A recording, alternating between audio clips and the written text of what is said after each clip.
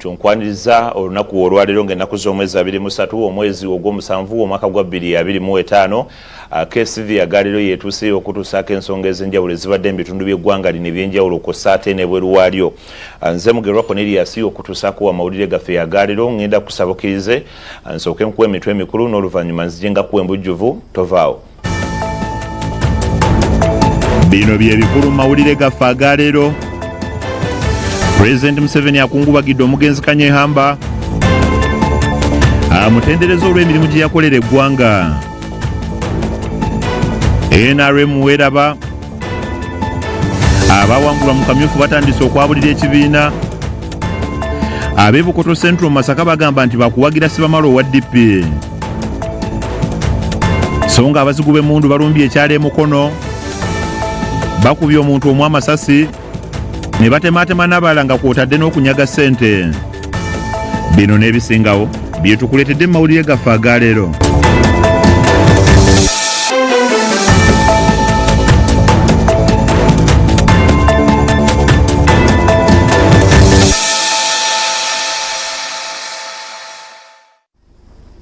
Otyo KSTV yagaaliro katugitandike n'omukulembeze w'eggwanga lino Gen. Yoweri Kaguta Museveni avuddeyo n'akalaatira bannayuganda okufa okuweereza ensi yaabwe n'obwesimbu nga kino kyakubayamba okujjukirwa wamu n'okulekawo omukululo ogubanajjukirwako wakati nga bavudde mu bulamu bw'ensi.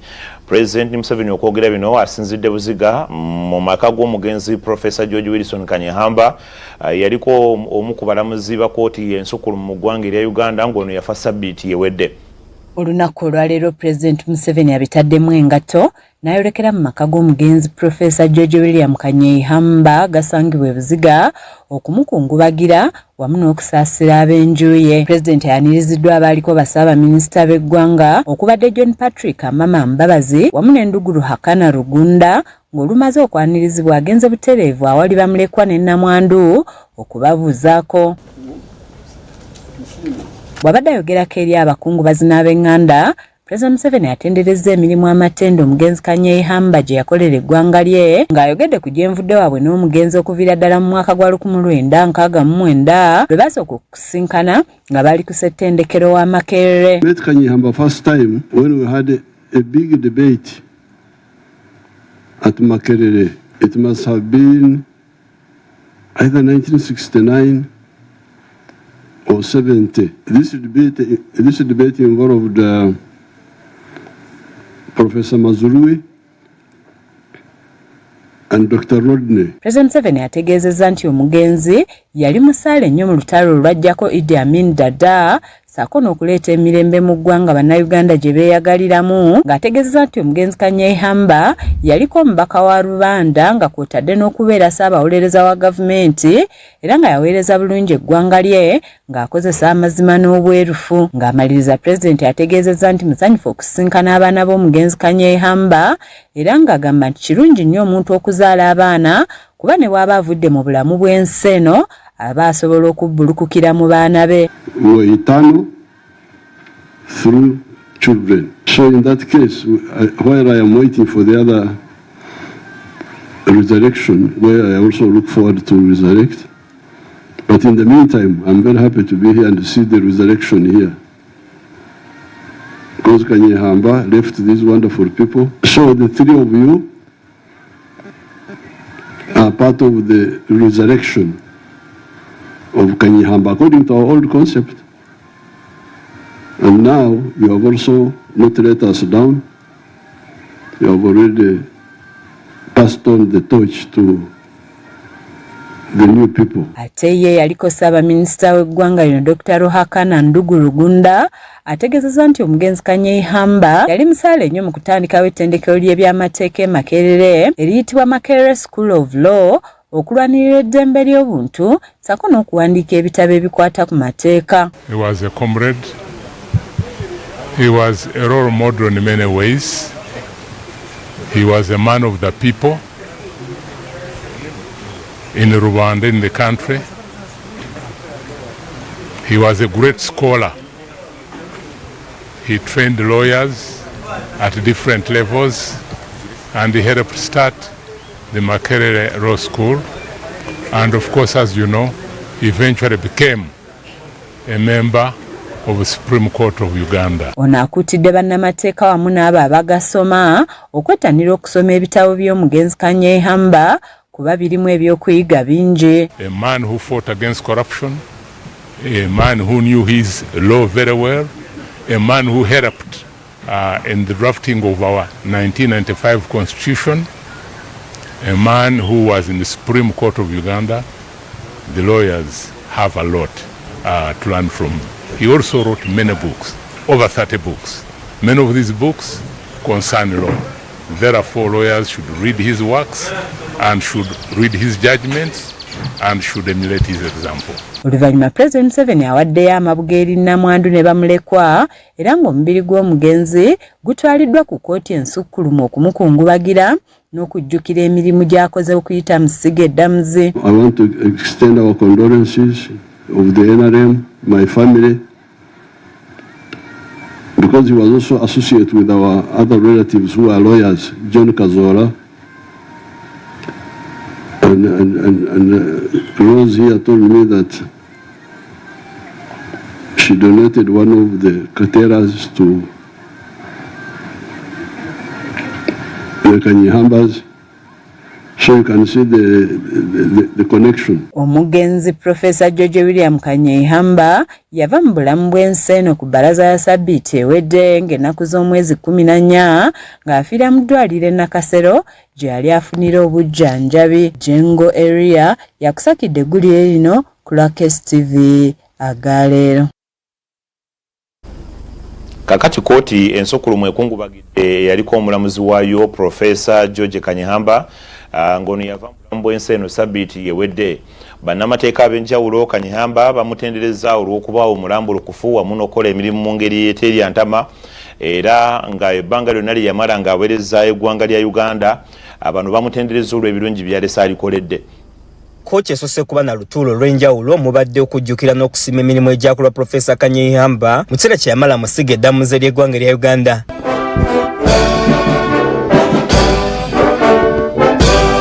Ono kooti emwogeddeko ng'omulamuzi yali omuvumu ate erya ntama era omuwandiisi ow'enjawulo ng'ayamba nnyo mu nsomesa y'amateeka mu ggwanga erya Uganda n'ebweru waalyo. Professor Kanyehamba ayogeddwako ng'eyakola ennyo mu kulwanira eddembe ly'obuntu ng'ayitira mu mateeka era waawumulidde abadde muntu eyeebuuzibwako naddala ku bikwatagana ku ddembe ly'obuntu kw'ossa enfuga ey'amateeka nga bangi bagenda kusubwa emirimu gye. But that was Kanyehamba for you. Very emphatic but also very humorous. Actually, if you start with him, he had very interesting stories. Asimwe Anthony ngono yamyuka omukulembeze w'ekibiina ekigatta bannamateeka mu Uganda, Uganda Law Society, ategeeza nti omugenzi yali mulamuzi era munnamateeka ow'enjawulo ayagala ennyo eggwanga lye era alwanirira okulaba nga Uganda egoberera enfuga ey'amateeka nga ne mu nnaku ze ezisembayo abadde kino akyakirwanirira. Justice Kanyehamba remained engaged in legal activism even in his final days, a testament to his refusal to abandon the battlefield of justice. The second one, my lords, is campaigning aggressively against judicial corruption and incompetence. Ye Namwandu wa Kanyehamba nga Susan Kanyehamba asimye kkooti olw'okuwabba ensiibula ey'ekitiibwa n'okujjukira emirimu gy'akoledde essiga eddamuzi omuli n'okusikiriza omugigi gwa bannamateeka kw'ossa abalamuzi. We express our deep appreciation for this honor and tribute. Ssaabawolereza wa gavumenti Kiryowa Kiwanuka ategeeza nga bannamateeka kyali kizibu nnyo okwewala okukwatagana naye olw'amagezi amasuufu ge yalina ng'ategeeza nti amujjukirako olw'okubeera omulambulukufu mu nsala ze naddala eza ssemateeka. Justice Kanyehamba's communications, you could see a person who is deeply rooted in the understanding of the law. Professor Kanyehamba was more than just a scholar.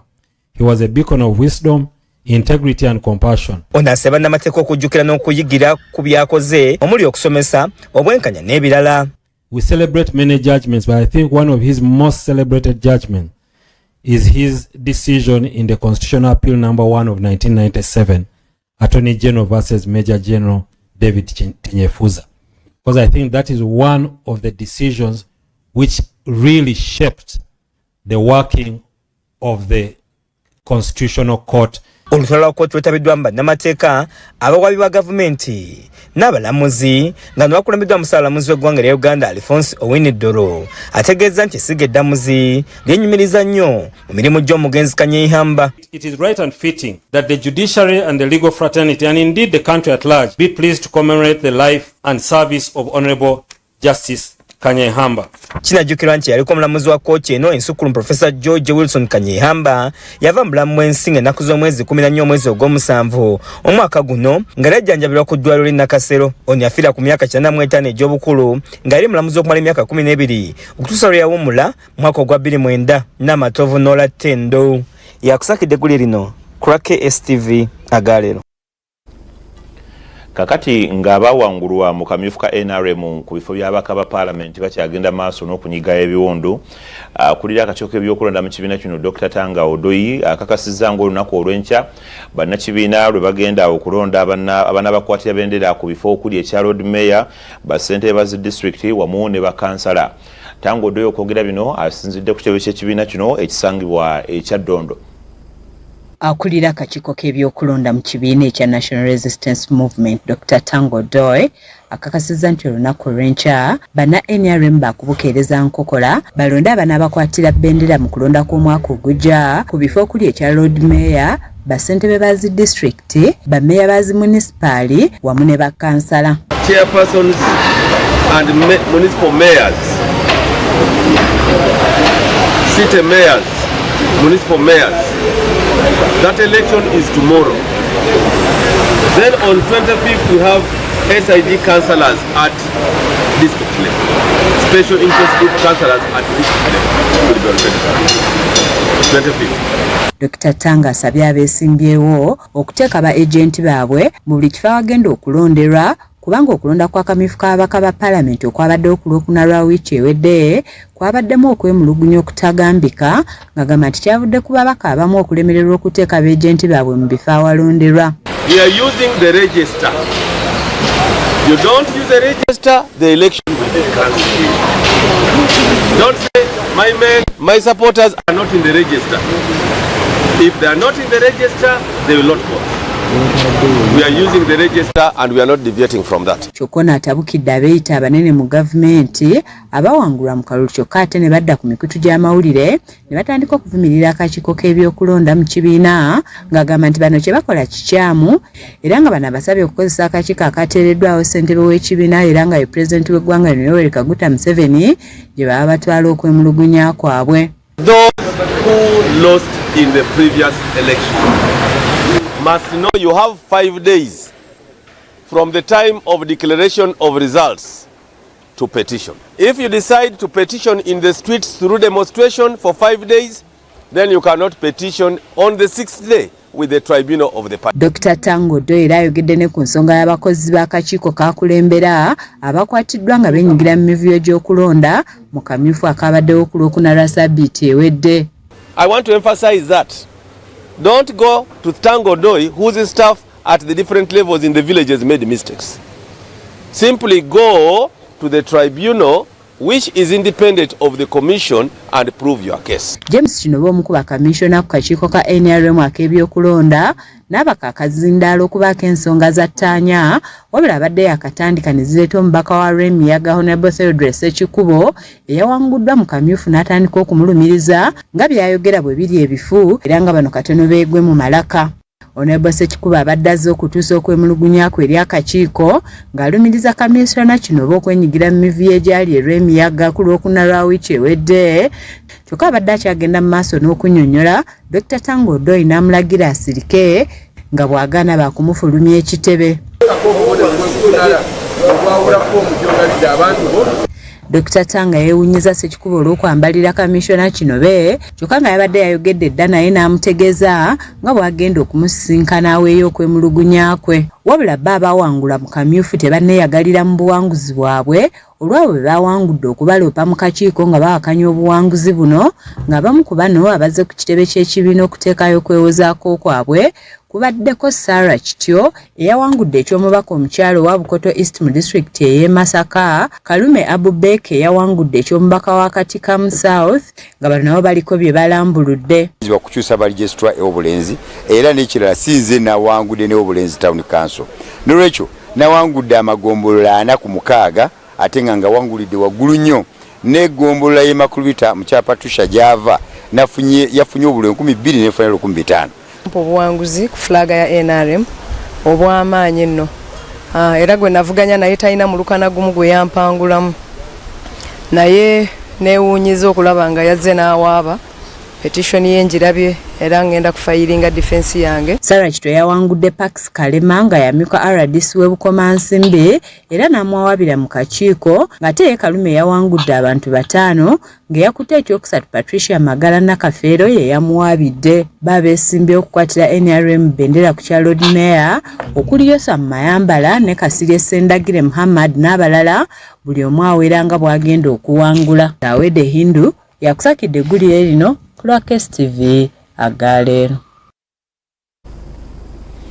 Kale kakati waliwo bannakibiina ki NRM ekiri mu buyinza mu bitundu by'e Bukoto Central mu district y'e Masaka abavudde mu mbeera ne baabulira ekibiina kino ne beegatta ku ludda oluvuganya gavumenti nga bagamba nti tebasobola kugumira ngeri kamyufu gye katambuzibwamu mu kibiina kyabwe akakubwa sabbiiti ewedde. Bano bategeeza nti bagezaako okwekubira enduulu eri abakulu mu kaco k'ebyokulonda mu kibiina kino wabula ne batafuna kuyambibwa bwe batyo ne basalawo baabulira ekibiina. Bano okwabulira ekibiina kiriridde ab'akakiiko ak'ebyokulonda mu NRM Masaka okulemerera okulangira omwanguzi ku kifo ky'omubaka wa Bukoto Central wakati wa Seremba Mayanja Nkoko ne Kaweesi Jime, era ng'ensonga zasindikiddwa mu kakiiko ak'ebyokulonda ka NRM nga kano kakulemera Dr. Tango Doi nga yamaliriza nga alangiridde Nkoko n'obululu 5,905 ate Kaweesi Jime n'afuna obululu 4,696. Kaakati abawagizi ba Kaweesi nga bakulembeddwa mu amawulire ku lukiiko lw'abavubuka lwa NRM lwa district nga George William Semagane baganya okukkiriza ebyalangiriddwa ssentebe w'akakiiko ak'ebyokulonda nga bagamba nti okulonda kwabaddemu okubbira ng'ebifo ebisinga obululu bwasinze abalonzi obungi. Enji nnyo gyetobeka naddala mu ggombolola y'Ekyesiiga nti baleeta obululu nga bwenkanankana abalonzi abali ku kyalo benkanankana n'obululu obungi nga balaga tekuliiko yafa tekuliiko atazze kulonda naye nga obululu obwo naba bwaddemu amiseremba Nkoko. Era bwe twatuka ku Tale Center ne basalawo eggombolola y'Ekyesiiga ne bagisazaamu. Twagenze nga batuyise ku secretariat e Kampala ate abakulu abo be bamu ne balangirira mwami Seremba Mayanja nti afunye obululu 5,885. Bano bagamba olw'emivuyo gino tebasobola kuwagira mu na NRM yalangiriddwa nga bategeeza nti bakuwagira omubaka w'ekitundu kino aliko kaakati mu NDP Richard Sebamala. Nga bana NRM n'abavubuka bano benkulembera mu ggombolola y'Ekyesiiga ne Kyannamukaaka tusazeewo nga tetwetemyemu bwe bibanga ebintu bwe byatambudde n'obubbi obwayoleseddwa nga we bugenze weebito tetugenda kuwagira Seremba Mayanja wa NRM, tugenda kuwagiramu era tusazeewo tuwagire Engineer Richard Sebamala owa DP. At least katuwangule no opposition naye tubeere n'obuwanguzi nga tuli comfortable. Kino kiwe NRM ekyokuyiga nti buli gye munaakoma okunyigiriza nga mubbira mu kamyufu ne mubbira abanafu gye mujja okukoma okugwa. Ne tugenda kudda ku Sebamala nga tituyina nagwe twebuuza olw'obusuubu bwe tuyina n'obunyiivu olw'embeera gye mutuyisaamu nga mugamba mwatusuubula timutusuubulangako. Banira banokodde ebifo okulonda gye kutaali kyokka nga bajingirira lizaati zaabyo era ne zirangirirwa. LCM yalondera LC 2 LC Malembo bwe bamala okulonda ne bagenda ne balonda ne mu LC Kyamuzimba abalonzi tebalonda. Abavubuka bano abatuli emabega olunaku olwaleero ffe tugezezzaako kyonna ekisoboka okulaba nga tubanyonnyola obulungi bwa NRM naye kino ekyabaddewo mu kalulu ka leero kyatumaze amaanyi. Yakyuka ekyali kyatutamye NRM nga balina emivuyo mingi naye kati bwe tuba nga biganya okukyuka kuba twalabye nga obukiiko bwaviiridde ddala ku byalo nga tulowooza oba NRM yakozeemu enkyukakyuka ne weeba teyakoze enkyukakyuka ng'era giri emivuyo nga ffe batuleseewo nga bupapeti bwabwe kubeera okututuuza mu butebe nga tewali kiddako tugenda kuddayo mu nuupu. Olwa bano kuliko abamu ku bana NRM be balumiriza okuba emabega w'emivuyo gino egyakolebwa mu kitundu kyabwe. Zawedde Hindu yakusakidde eggulire lino ku KSTV agaleero. webale nnyo zawedde ehindu eddakiika ziri 20 ezakayita ku ssaawa 2 ezakawungezi ku lunaku olwaleero tugenda kuwummulamu katono nnyo amawulire agaliro gakyagenda mu maaso tukomawo tovaawo.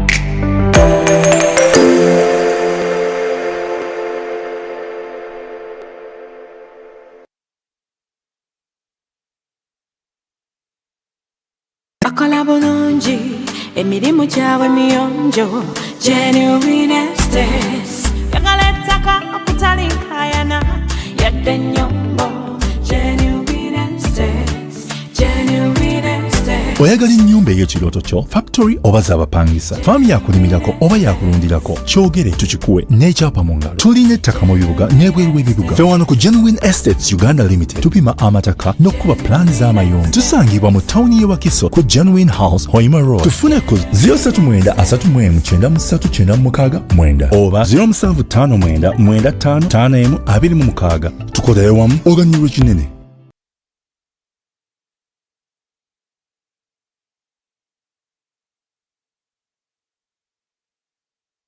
Bannayuganda bannange kambanjulire Isoba Metal Works bannakyenku mukola ebintu byonna ebiva mu byuma ebiwangaazi ate nga biri ku mutindo gwa nsi yonna. Tukola zigeeti ez'omulembe mu buli kika mu buli sayizi ate kosa dizayini ez'enjawulo. Tukola amadirisa, enzigi, ebitanda n'ebintu eby'enjawulo ebiva mu byuma. Mwaba amasomero ate ekyamwe kyawedde dda anti bakolera ddeeko obutanda bw'abaana mu sayizi n'embika eby'enjawulo kosa ebyesubo by'abaana eby'okuzanyisa wamu n'entebe ezitulwako abaana ku mitendera gyonna. Tukyali Katwe ku workshop yaffe mu kibuga ky'eggwanga Kampala okulira na BMK House oba otukwire ku simu zaffe zino wammanga okumanya ebisingawo noti 7776 noti 45 551 yeffe ba Isoba Metal Works.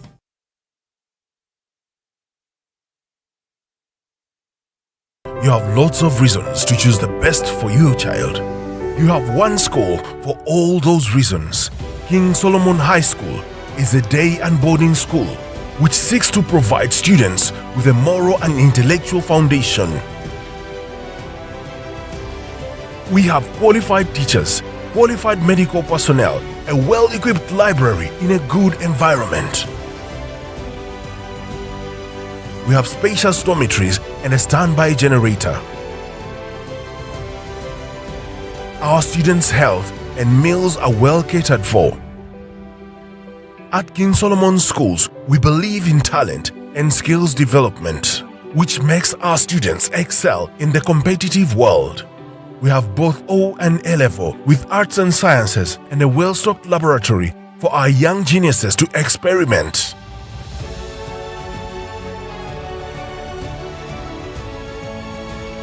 For more information, come to our offices or call us today.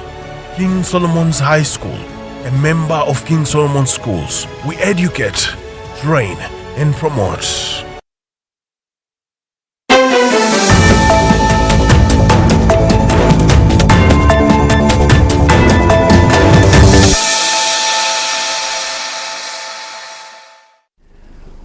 Otyo KSTV agaliro tuli mu kitundu kya kubiri nze mugerwa Cornelius okutuusaako amawulire gaffe.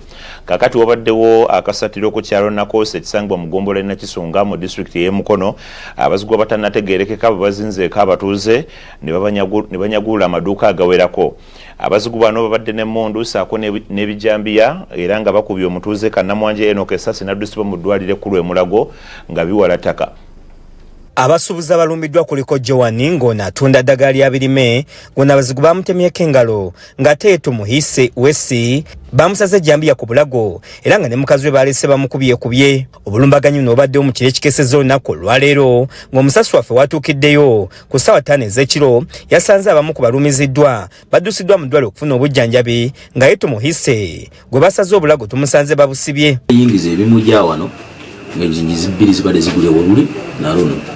Kati bwe ngenze wali ku Sonda n'empulira bagamba abasajja bayingidde ngenza laba nti wala abasajja abambadde gundi zibadde mask nga tosobola balaba ne bagamba ffe kyetwagala sente zimu kuzoolwaleero nenga mate zaaki kugamba nange oluusi mbuuza ebibuuzo nenga mate zaaki zemwagala kati ne bangamba tuzaagala tutwagala z'okoze totubuuza bingi ne mbagamba ate gavumenti eno kwerimwe gye mututuusizaako gyakukola ebyo weebiti ono nga lwamu ne mukyalo byabatuuseeko babinywa babiddiŋŋana nga n'ezimu ku nzigi z'amaduuka zirabiddwako nga zibunye omusaayi abasajja nendaba basoose ne bagenda ne bayimira ku nkawunta kwenyininyini kawunta eri wano embalaga nti yiiri bwebamujagala esimu zibaddeko 2 eyange n'ey'omukyala ne bamba kati bwe bamwagala sente muzitwale n'essimu muzitutekere zibadde drowa 2 wabaddeko bwe tuteeka 5 10 n'ebinusu endala nga tuteekako ebiyeetaano 5 n'ebiro 2 n'omutwalo bano bategeeza nti balabiddeawo nga abasajja adde babagalidde mundu n'ebijambi bayingira mu dduuka lyabwe ne batandika okusaba ensimbi zabadde bakozeewo nga zino bazibawadde awatali kulonzalonza kyokka endulu gye baakubye eyabibazaalidde nambe mutulekere essimu nenkuba endulu nengamba mutuyamba baaweero bwe nkubye enduulu ne bakuba omukyala wange ne bamukuba ejjambiya wano bw'ati oluyinga bwe olulaba weerusi n'amukuba kati bwe nkubye embundula ey'okubiri nange nampa wano mbadde manyi nti antemye naye nga ayisizaawo bisa bw'ati naye nga era kasebo bw'ati antemye ng'akirira n'abatuuze abalala bannyonnyodde ebyabaddewo nga balajjande gavumenti okubaawa obukuumi kuba obubbi naddala obw'emmundu bweyongedde nnyo mu kitundu kyabwe webavuddakooyo ebyokudda bifu webadde wano webaze wano ndowooza omusaayi ogweraba omukazi bamutemye ekigalo kudwaliro naye ngaomusajja amukubye sasa amukubidde wano mu junction wano nyine wabadde ayimiridde wano nga baba bamaze omu kutano mwali nawali edduuka eritunda eddagala nejo ebirimi bamutemyeko wano mu ngalo wensinzi alina edduuka awo naye bamutemyeko wano ati n'omukyalo ono naye bamubbye naye nakola bo abakulembeze okubadde ssentebe w'ekyalo nga ye Mayumba John Mary n'ow'eggombole Nakisunga Ssekikubo Mubaraka boogedde ku byabaddewo nga bano bajjande poliisi okubongera ku bukuumi bafunyiza ku kyalo ekiriraanyewo ekyenamuyingi naye communication etutumbuyeemu ate nga ne bali abalinamuyingi tebadde cooperative osobola kwanganga abantu bano otherwise poliisi ebadde egezaako kurespondinga naye speed ebadde ennene amyuku mbaka wa pulezidenti Mukono Kasibante Hassan akakasiza obulumbaganyi buno n'alabula bonna abakikoze nti bakuyigibwa era bakwatibwe okuggyako nga tebali mu ggwanga Uganda abantu abalala bonna balowooza okukola ebintu ebifaanagana nga kino kasitoba ng'oli mu Uganda wano tosobola kusimatuka tuba tujja kukwata Kaweesa Po yakusakidde eggulire lino ku lwa KSTV agaleero Utyo tubasasidde nnyo abatuuze abalumbiddwa ne mutuusibwako obulabe kakati kyaddaaki kooti ya Buganda Road eyimbudde Nuwa Mitala ng'ono amanyiddwa nga Nuwa Mutwe ku kakalu ka kooti ka bukadde bwa nsimbi za Uganda 5 ez'obuliwo omulamuzi wa kooti eno Ronald Kayizi ategeeza nti ono abadde awezezza ennaku 6 mu kkomera nga ne bwe yatandibadde n'amweyimirira bali badde basobola okumuyimbula olwaleero omulamuzi wa kooti ya Buganda Road Ronald Kayizi ayimbudde Nuwa Mitala amanyiddwa nga Nuwa Mutwe ku kakalu aka kooti ka bukadde 5 ez'obuliwo ate bamuyimiridde obukadde 50 ezitali za buliwo Each of the issues are restituted in non-cash bond of 50 million, and this person not leave the country without leave of this court. Abeyimiridde Nuwa Mutwe kubaddeko meya wa Kawempe Emmanuel Sserunjojo w'eddembe kosa omwogezi w'eggombolola ya Mitubeena mu division ye Lubaga Florence Kiwanuka ne taata we Henry Kabuubi.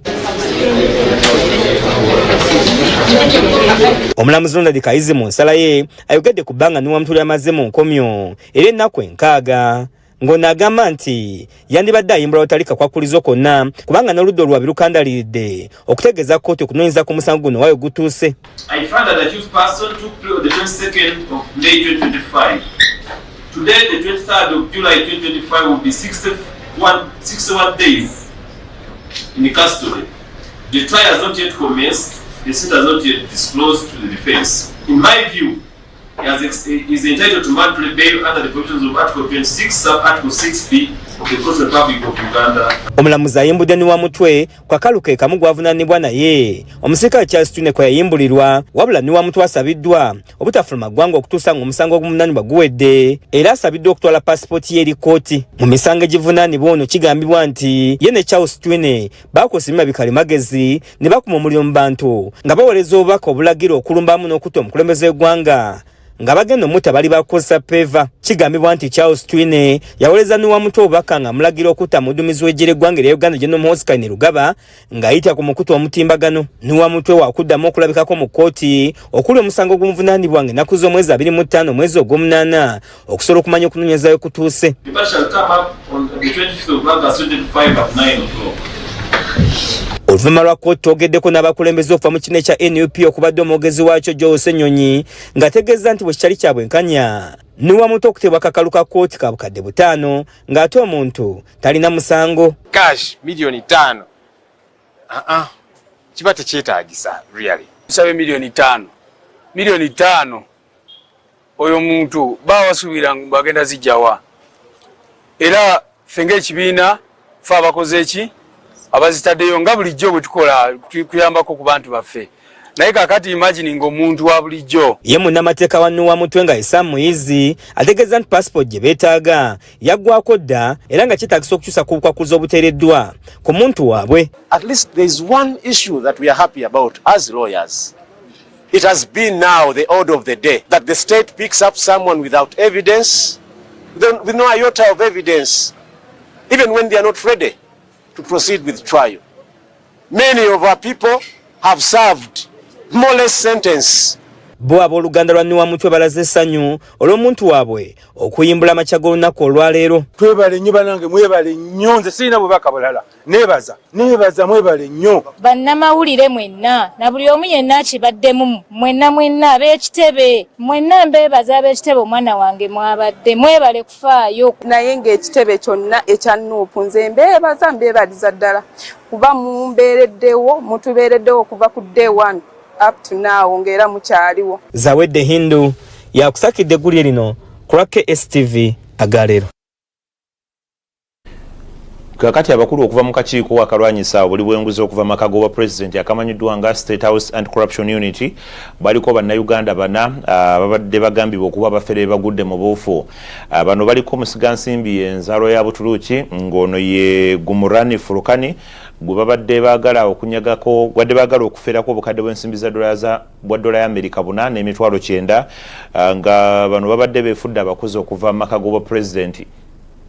Abakwatiddwa kuliko Dr. Charles Mulyansaka, Moses Mwesigwa, Moses Seruma amu ne Peter Watumu, abatuuze b'e Wakiso nga bano babasanze ku kizimbe kya Aha Towers e Nakasero mu Kampala era nga bano baboolese bannamawulire olunaku olwaleero nga bali ku mpingo.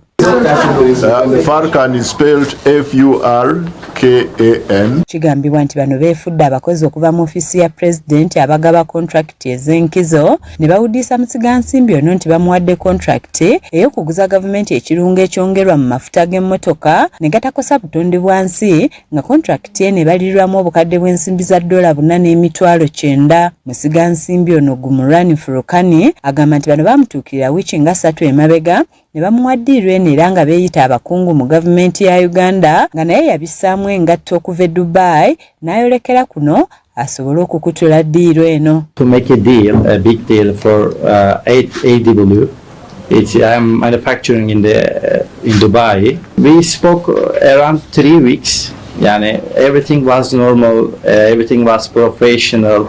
Even one time I didn't suspicious until I came here. Kyokka agamba nti yafunye okwekengera bwe yatuuse mu ggwanga nga bano baali bamusuubiza okumusinkanira ku palamenti kyokka batandise okwongezaayo ensisinkano bw'atyo naye kwe kutandika okwebuuza ku banne abamubuusiza nti bano bafere ba bbaluwa. For example, we would meet on Monday and he put it on Tuesday and he said at first before we come here we will meet in a parliamentary buildings. Then they said to me, we will meet another building. Ono yakwataganye ne police wamu n'akakiiko akalwanyisa enguzi mu maka g'obwa president ne bawondera abaana bano okutuusa lwe babasanze ku kizimbe ekya Aha Towers gye babadde balina okusisinkanira musigansimbi ono ng'ensisinkaniro lwawedde ne bagombwamu obwala nga tebannasasulwako wadde 10 ku ssente ze babadde baagala. And you have to give this money. After you give me this money, same day you will get exit order, and we will start the transaction. Then the police went into the room and they arrested. Akulira ebyamateeka mu kakiiko aka State House and Corruption Unit Israel Ocho agamba nti bano bakusimbibwa mu mbuga z'amateeka era nga bakugulwako emisango egy'okwefuula kye batali n'okujingirira ebiwandiiko. Tugenda bateekako emisango egy'okujingira ebipapula ebiraga nti bivudde mu gavumenti n'okweteekawo ng'abakozi ba gavumenti ate nga tebakolera gavumenti.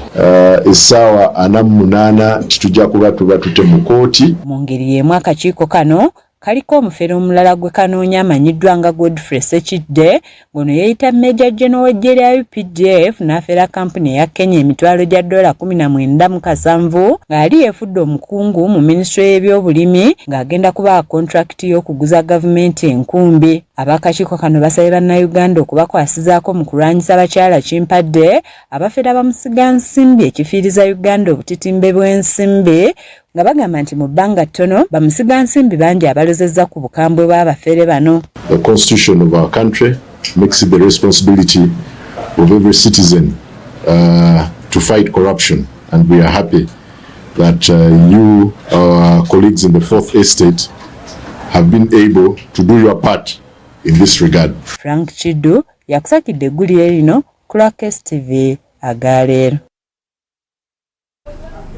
Kakati ensinkano y'akakiiko ka Paalamenti akalondola emirimu gy'ebitongole bya gavumenti kw'ossa n'ekitongole ekivunaanyizibwa ku kibuga Kampala ki KSCA gudde butaka oluvannyuma lwa Lord Mayor w'ekibuga Kampala Ssaalongo Erias Lukwago okutegeeza nga bw'atalina kyamanyi ku byateekebwa mu alipoota ya Ssaabalizi w'ebitabo bya gavumenti omwaka gw'ebyensimbi 2023-2024. Akakiiko akakosasa kabadde kakubirizibwa omumyuka wa ssentebe w'akakiiko kano Alan Mayanja leero kabadde kalina okwekenneenya okwemulugunya okwakolebwa omubalizi w'ebitabo bya gavumenti ku kitongole kya KSCA mu alipoota y'omwaka 2023-2024 ng'akakiiko kano tekanaba kutandika. Lord Mayor w'ekibuga ky'eggwanga Kampala Ssaalongo Erias Lukwago ategeeza abaka nti wadde yayitiddwa naye ebigenda okwogerwa mu kakiiko talina kyabimanyiiko kuba yategeezeddwa lunaku lwajjo ku nsonga za alipoota eno. Implement the recommendations and report to Parliament. If I may request, Mr. Chairman, I have no problem if that burden is now put on the shoulders of the accounting officer, and I'm absolved of any responsibility. And it goes on record that the Lord Mayor is exonerated and absolved from any responsibility to account to Parliament, and as far as the recommendations of the Auditor General are concerned, I would ask to be discharged, Mr. Chairman, because for me I can't force myself here. Wanabaka bategeeza Lukwago nti obuyinza obw'okwanukula kwa alipoota ya Ssaabalizi w'ebitabo ebya gavumenti buli wansi w'oludda olw'ekikugu olukulembera olunankulu w'ekibuga ky'eggwanga Kampala Sharifa Buzeki nga Lukwago agenda kuweebwa omukisa okubaako kyayanukula singa anabaako ensonga gy'atakkaanyizaako nayo. It is purely the work of the accounting officer. Purely the work of accounting officer. That's it. Now, if we bring in the Lord Mayor, the Lord Mayor's input would have been in the presentation of the accounting officer. So if it wasn't done, are we now amending the procedure that we now have two presentations? The Mayor has no capacity to wait the report of the accounting officer. But in the event thinks that there's information that is left out, he can write to the committee and come and appear to improve on our report. So would it be procedurally right, Mr. Chairman, to proceed in accordance with the law? Ono Lukwago ategeeza abaka nti okusalawo kwabwe takulinaako buzibu ng'agamba nti ye kyeyabadde yeewala kwe kulabika nga atakkanya na Buzeki nga ensonga lwaki abadde agala ng'ekitongole kiweebwe obudde obumala kyekennenye ku ebyo ebyazuulibwa mu balizi w'ebitabo bya gavumenti. There is no conflict at all. Actually, the Act reinforces the provisions of the Constitution. This very Parliament made this Act to provide a mechanism on how to process the recommendations of the Auditor General. The mechanism was put in place.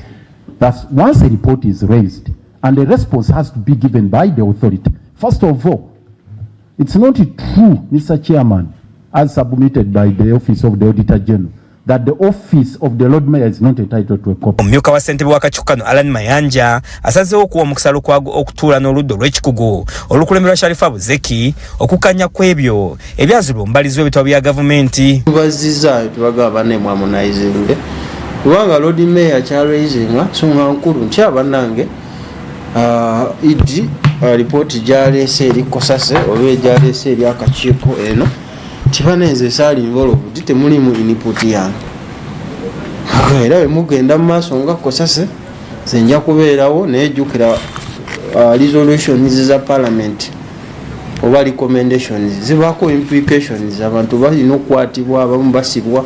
Frank Chidu yakusakidde gulye lino ku KSTV Agalero.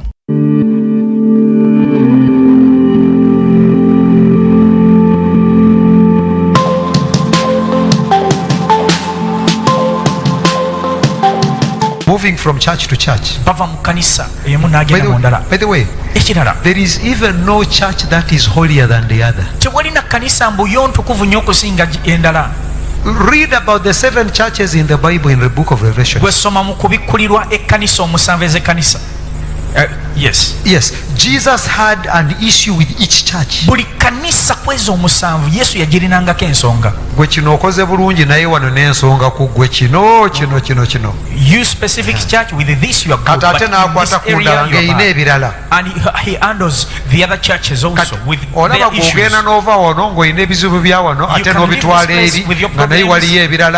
take problems to the other side. And you add more problems to that church, so it receives 2 problems. Because many people that will come from other churches will say, in our church there, kubanga abava mu makanisa amalala bajja ne bagamba nti ffe mu kanisa yaffe eri anti wavaayo, but you left that naye mulimu ensigo eyeeri, but you have the other seed. You hear what I'm saying? Owulira kye ngamba? So listen to me. Kati mpuliriza. There is no perfect church. Tewali kanisa etuukiridde.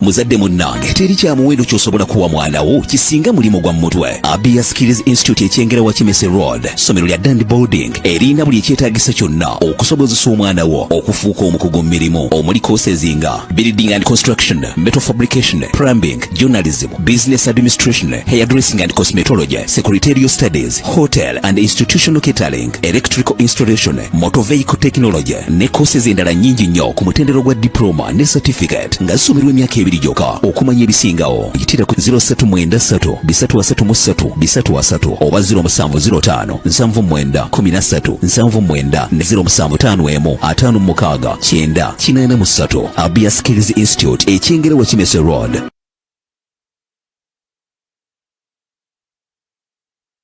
Don't let your children just study. Let them learn to inspire. At King Solomon's Junior School, children are exposed to a global experience with innovative methods of teaching that focus on discovering your child's true potential. A well-stocked library that ensures that the child's mind is exposed and transformed through reading. We are a day and boarding school fully registered by the Ministry of Education and Sports. The boarding section has clean and spacious dormitories. With a spacious and beautiful play area, we encourage our students to take an active interest in outdoor life like music, dance and drama, art and crafts, computer literacy, sports and more. We are located in Bulenga, Bira 8 miles along Michiana Road, opposite the National Water Offices. King Solomon's Junior School, a member of King Solomon Schools. We educate, train, and promote.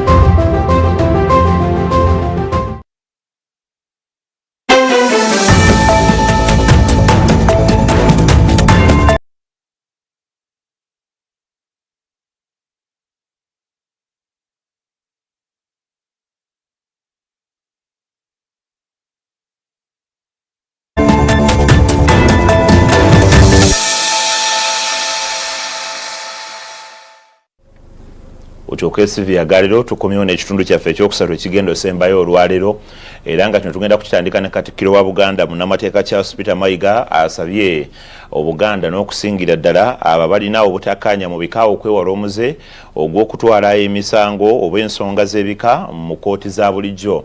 Mukuumaddamula ategeezezza nti Obwakabaka bulina embuga ya Kisekwa eno ekola ku misango gy'ebika era nga ne Ssaabalamuzi wa Uganda agimanyi bulungi n'emirimu gyayo nga bwe girina okuddukanyizibwa. Katikkiro Mayiga okuwabula kuno akukoledde Bulange Mengo bw'abadde atongoza olukiiko oluwuliriza emisango gy'ebika mu mbuga ya Kisekwa nga luno lukulemberwa Kisekwa nga ye Dr. Sonko Robert ng'omukolo guno guyindidde mu kisenge ky'abagenyi Bulange Mengo enkyaleero. Omukolo guno gwetabiddwako baminisita ba Kabaka okubadde ow'amawulire ow'ekitiibwa Israel Ekitooke Kazibwe, ow'obuwangwa n'ennono ow'ekitiibwa Anthony Wamala, omukubiza w'olukiiko lwa Buganda ow'ekitiibwa Luwaga Mugumbule wamu n'abalala. Nga Katikkiro tannatongoza lukiiko luno, ssentebe w'embuga eno Dr. Sonko asoose kumwanjulira misango gy'ebika gye basobodde okukolako. Twebaza Katikkiro wa Buganda okuteekamu obwesige okubaako ettaffaali naffe tonotono gye tusobola okuteeka ku Bwakabaka bwa Buganda nga tusobola okuba tugonjoola enkaayana ezo mu bika bya Buganda. Ate nsuubira olukiiko nga bwe balulonze nga balansinze kuba tulinamu abantu ab'enjawulo, tulinamu bannamateeka, tulina abakugu mu buwangwa n'ennono, tujja kusobola okulaba nga enteekateeka z'okugonjoola ensonga z'omubika tuzituukiriza bulungi. Wabula Dr. Sonko agamba nti basanga okusoomoozebwa olw'abo abajulira nga kkooti ya Kisekwa emaze okuwa ensala yaayo olwo ne baddukira mu kkooti eya Ssalambwa ekulirwa Ssaabasajja, kyagamba nti kireeseewo entalo mu bika olw'emisango okukandaalirira.